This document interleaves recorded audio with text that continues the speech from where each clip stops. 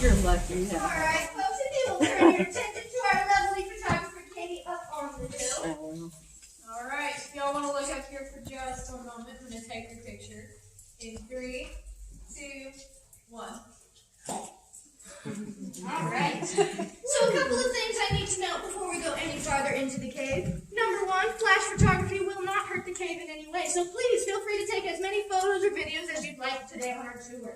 But what will do damage to our cave is touching the formations with our hands. There's several places in our cave where you'd be able to reach out of the tram and touch something. As tempting as that is, it's really important that we don't. The oils on our hands will leave behind a residue on the formation that will not allow those new minerals to stick, and they will not be able to grow for several years. So we do not want to do that.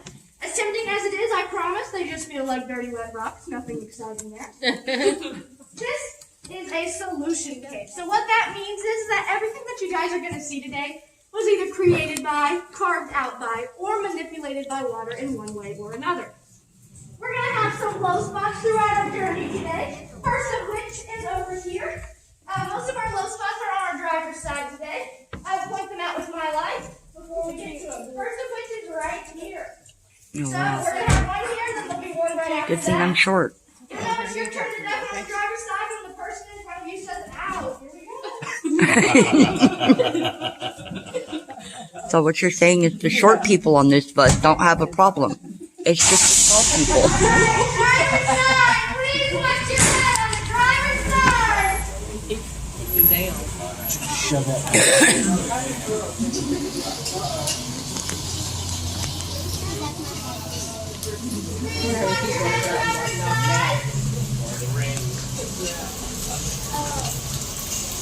Our next low spot is right here, so please watch your head, driver's side.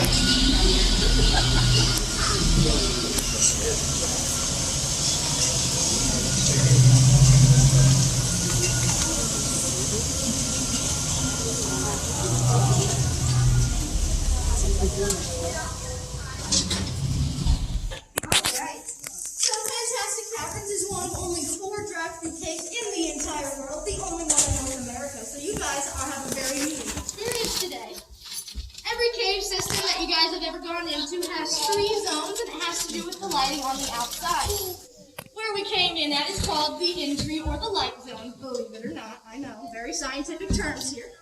Where we are now is called the twilight zone, where the light and the dark meet. And in front of us, if all those lights were turned off, believe it or not, is called the dark zone.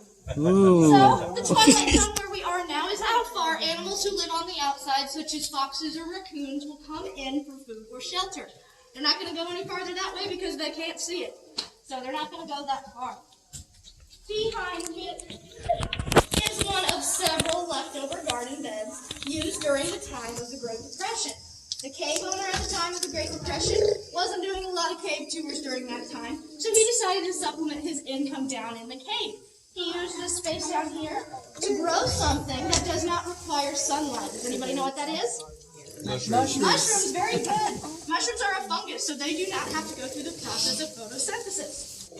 The last thing I want to show you on this stuff, before we go farther into the cave, is the very first step of our cave formations. We're going to see a lot of beautiful cave formations, a lot like those throughout our tour, but I want to show you what happens when they just begin. So if you look on the ceiling above your head, those little white straws right there are called soda straws. These soda straws get about 6 to 8 inches long, and then they fill in their hollow center. This creates those stalactites.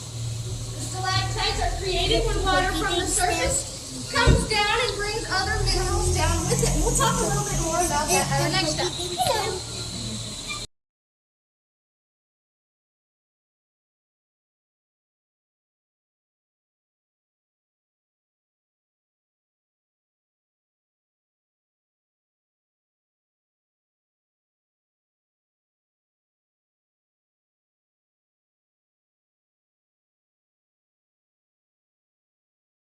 Where your cars are parked at. Try not to think about that on the way out. So, the next step to those little soda straw formations, after they start to fill in that hollow center, they become stalactites. Stalactites are anything that grows from the ceiling. So these stalactites are created whenever water from the surface comes down through the soil, through the rock, through the limestone.